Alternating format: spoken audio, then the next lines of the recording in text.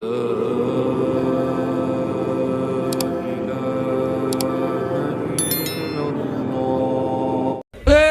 saudara Pak Kenantang, kepada seluruh umat Islam diserukan supaya mensweeping habaib, cari kejar mereka, usir dari Indonesia. Wow.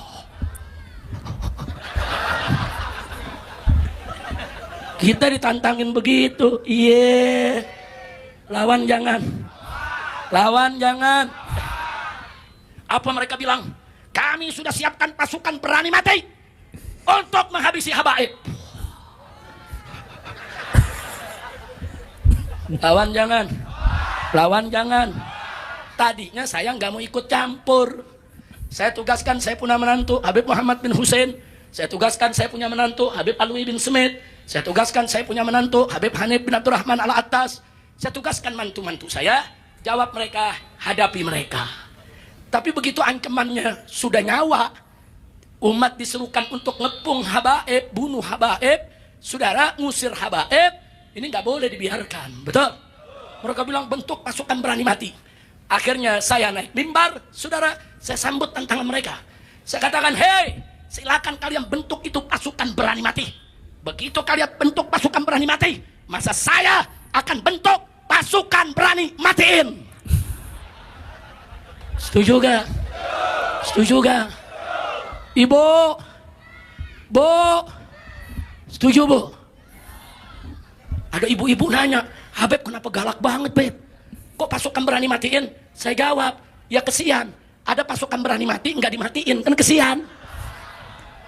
Cita-citanya tidak tercapai. Kesian tidak? Kesian tidak? Saya tantang, nah Habib Rizik tiap hari dakwah keliling Pulau Jawa, masuk kampung, keluar kampung, naik gunung, saudara turun ke lembah, silakan. Jadwal saya jelas, panggung saya jelas, kapan mau dihadang, kerahkan kau punya pasukan, kerahkan. Kabur lagi. Ada Balawi yang mendukung PWILS dan dia mau jadi relawan, dan kita sudah teliti, yakin, hakul yakin bahwa mereka, dia dan keluarganya bukan keturunan baginda Nabi besar Muhammad sallallahu alaihi wasallam. Kita bukan untuk merendahkan orang, kita hanya mau beritahu ente salah. Ini sebenarnya nih ente bukan orang Arab, ya maaf ya. Ente bukan turunan Nabi, ya maaf ya. Tapi ente tetap saudara kita. Ente tetap saudara kita. Hayu kita sama-sama di Indonesia hidup seuyunan, bareng-bareng, jangan ledek lagi, aneh ya. Begitu aja beres. Kita hidup lagi seperti biasa. Tidak ada orang yang merasa lebih tinggi lagi secara nasab nanti seperti dulu-dulu lagi. Wah ente Yahudi pesek, ente ajam. Saya itu pernah loh, makanya terngiang-ngiang itu ada Baklawi yang nyebut guru saya Abu Yamuh tadi, hei orang ajam. Begitu. Jadi Abu Ya pernah marah-marah kepada Baklawi. Hei Baklawi usia ulah asup ke Banten, laun asup ke Banten sancana ceramah, sia baca tahlil heula 10.000 kali gitu.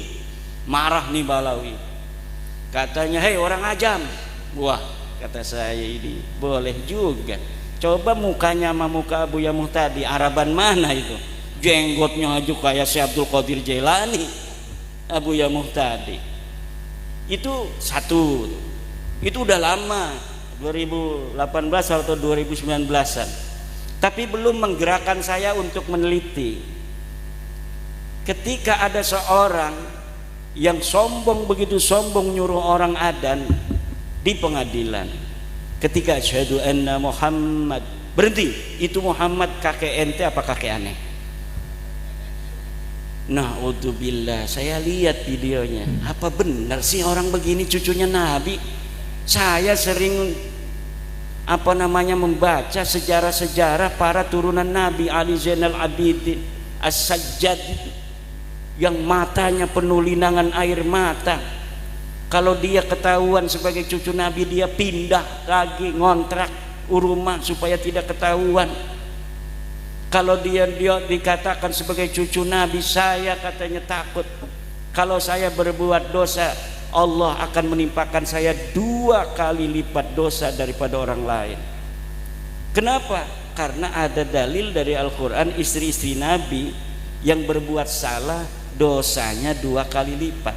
Turunan tidak ada di Al-Qurannya, tapi cucunya Nabi itu mengkiaskan istri-istri Nabi dengan cucu Nabi Muhammad sallallahu alaihi wasallam dalam dosa, bahwa dosanya bisa jadi kita juga 2 kali lipat karena ada nisbah kepada Rasulullah Muhammad sallallahu alaihi wasallam. Itu saja. Ada yang ngatain lagi tesis iblis. Wih, tesis iblis. Orangnya orang Sunda, orang Bandung, pakainya udeng-udeng, pengen dipanggilnya Abuya.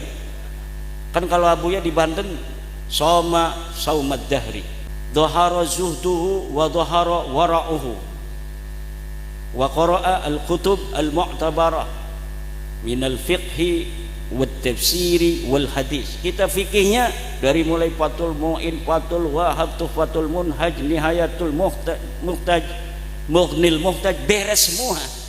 Tafsirnya dari mulai tafsir Jalalain, Ibnu Katsir, tafsir Marah Labid, tafsir Tabari yang berapa jilid itu tamat Abuya itu di Banten itu. Kitab Syadul Qadir Al-Jailani, Al-Ghunyah dan sebagainya yang jarang-jarang dibaca oleh kiai lain dibaca oleh Abuya. Lah ini ada Abuya mengkritik tesis bukan ngasih dalil, wis pokokna maulah dalil-dalilan. Wis pokokna mah eta Habib eta bid'ah nabawiyah. Eta turunan Nabi pokokna mah pokokna mah baik. Syekh Hasyim Asy'ari sering sekali tuh bawa-bawa Mbah Hasyim, padahal dia sama sekali waktu hidupnya dari mulai kecil sampai sekarang belum pernah dia ada di struktur NU, belum pernah ngurusi NU, bahkan dia berseberangan dengan NU. Kalau NU ada hajat punya calon nggak pernah ngedukung calon NU. Kok sekarang ketika bab nasab bawa-bawanya Mbah Hasyim aja Mbah Hasyim. Mbah Hasyim katanya mengisbat Ba'lawi, mana kitabnya Mbah Hasyimnya?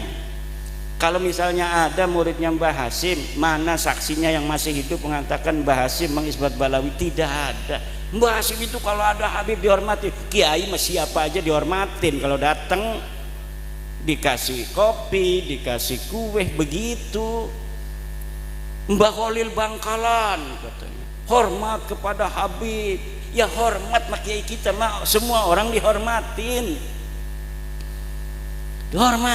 tapi ada enggak Mbah Khalil mengisbat? Mbah Khalil itu sering nulis kitab loh, ada enggak kitabnya? Yang mengisbat itu Imaduddin Utsman Ba'lawi, itu kitab dulu saya Fikratun Nahdiyah, saya mengisbat Ba'lawi, jelas itu kalimatnya, wa min duriyatin nabi atau wa min ahli baitin nabi Ba'lawi. Itu namanya mengisbat. Astagfirullah. Ya kan itu walaisa alaikum junahun fima akhta'tum bihi. Tidak berdosa saya. Makanya Hanif Alatas itu pakai dalilnya kitab saya, ngajar saya. Kalau Imaduddin sekarang itu katanya dia kemasukan apa, tapi ada ulama Banten namanya Syekh Imaduddin Utsman Al-Bantani. Wih, lengkap itu dalam kitabnya Al-Fiqratun Nahdiyah, dia mengisbat Ba'lawi. Gimana lagi?